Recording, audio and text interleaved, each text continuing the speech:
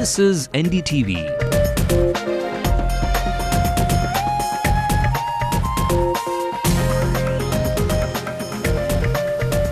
And you're watching NDTV Hindu.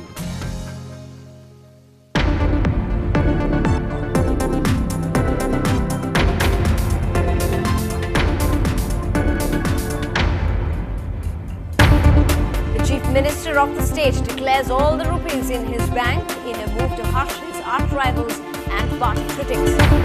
Making up or breaking up reads the writing on the virtual wall. The cybercrime cell of the city hopes to wipe out this social menace. The Supreme Court puts the question to A. Raja, asks why the former minister blatantly ignored Dr. Singh's objections. Say bye-bye to those endless telemarketing calls and SMSs. Try cracks the whip with a hefty fine for unlicensed offenders. The yellow metal is heading up and away. The bullion rates reel under global pressure. No more long winding queues for your electricity bill payment. The online platform makes it easier for the consumer now.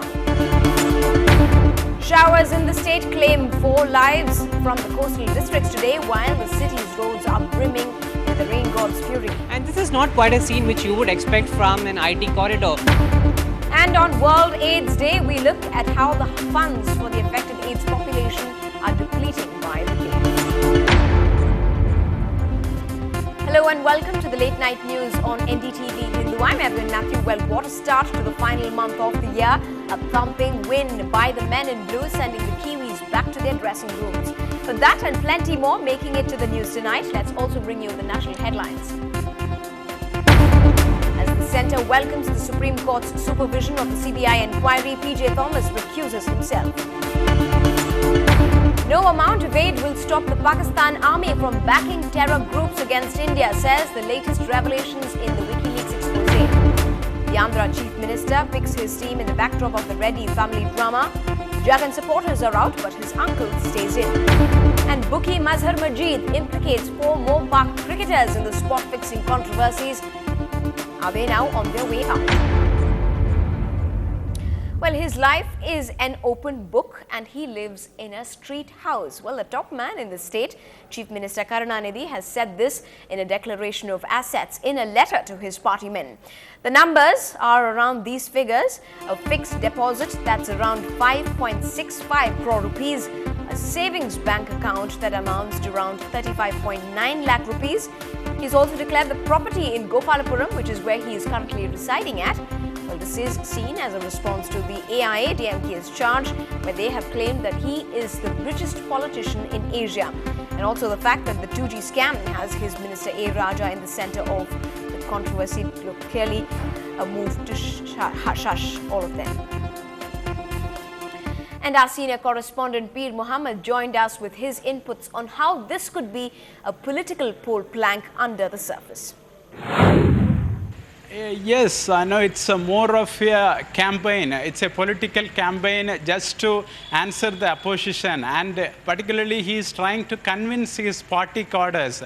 Yeah, this is addressed to his party cadres, and this might come in useful for the party cadres to face up to the opposition campaign, which says that Karunanidhi has become the richest man in Asia, particularly in the backdrop of the former DMK Union Minister A. Raja's spectrum scam, in which he is accused of looting the nation of 1.75 lakh crore.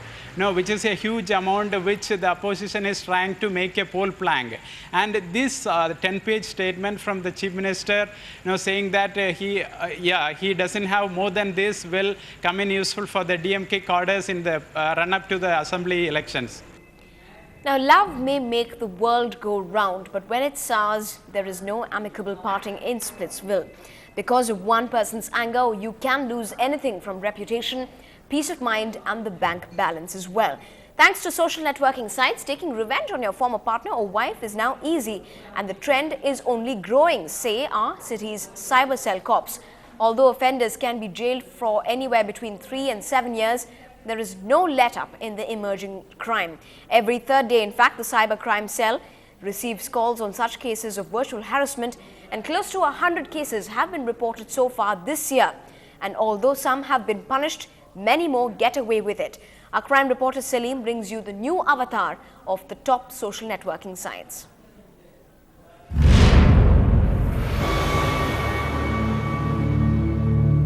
27-year-old Priya, an engineer by profession and already married, was surprised when she received marriage proposals from random people. A little digging on the profile of her networking sites unearthed the fact that her relationship status on Facebook profile was changed from married to in an open relationship. She lodged a complaint with the city cybercrime cell. They traced the IP address to a software company in Chennai. And shockingly, it was Priya's ex-husband Rahul and his female colleague who were behind such a smear campaign. See, this is a social menace. We have to see how strictly we have to deal with it, whether we should treat them like outright criminals or it's only a social kind of misbehavior which needs to be addressed in schools and colleges. At least 1 in 10 complaints handled by the Chennai Cybercrime Cell relates to such issues of harassment, defamation and invasion of privacy when using social networking sites like Facebook, MySpace, LinkedIn and others. Here are some possible crimes committed using social networking sites. The term cyber stalking refers to gathering information and misusing the same in order to harass. It may be false accusations, monitoring, making threats, identity theft and damage to data or equipment. When social networking sites are occasionally used to emotionally abuse individuals, it is known as trolling. Social networking sites can sell one's personal information to anyone who wants to buy it, including spammers and online predators. In some cases, one creates a profile for a real-life person in manner which can ruin the person's reputation by publishing offensive material. This is called cyberbullying. So what will you do if you have fallen prey? Sit and cry? Or seek ways to get hold of your life? Is send out personalized email from your other email accounts to all your friends who you think are in the immediate friend circle and let them know that your account has been compromised. Next, save all the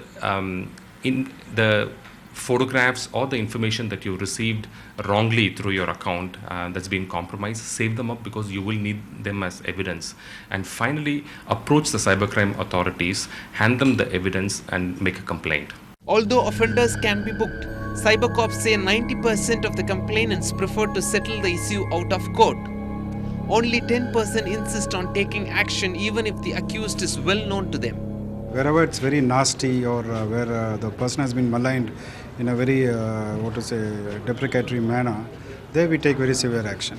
Like sometimes the ex-girlfriend is passed off as a call girl or something like that. There we take very severe action. There are just a couple of real solutions to a problem like this.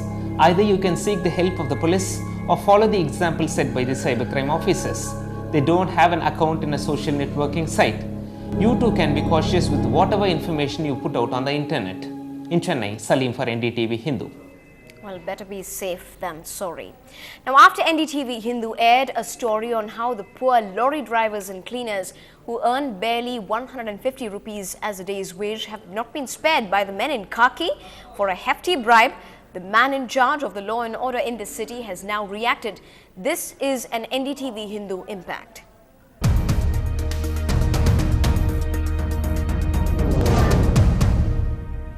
Well, NDTV Hindu had exposed the trail of corruption where cops in the north of Chennai had accepted a daily bribe that was accounted on receipt with their signatures on them.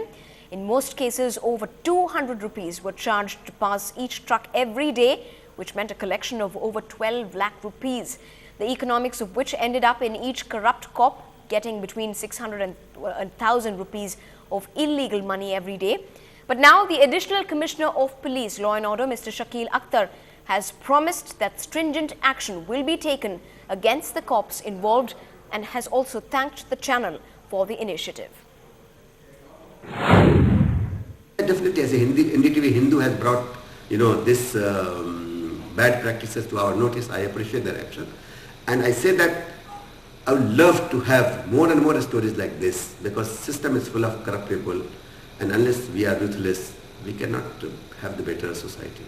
That policemen who are caught in camera, action will be taken against them. Not only that, we'll launch proper investigation that all those who are responsible, action will be taken. We'll also be looking at how much of that action does happen and closely tracking the police department's reaction as well. Well, still ahead on the late night news, if your mobile phone reads a number that begins with 70, we'll tell you why you can give it a miss.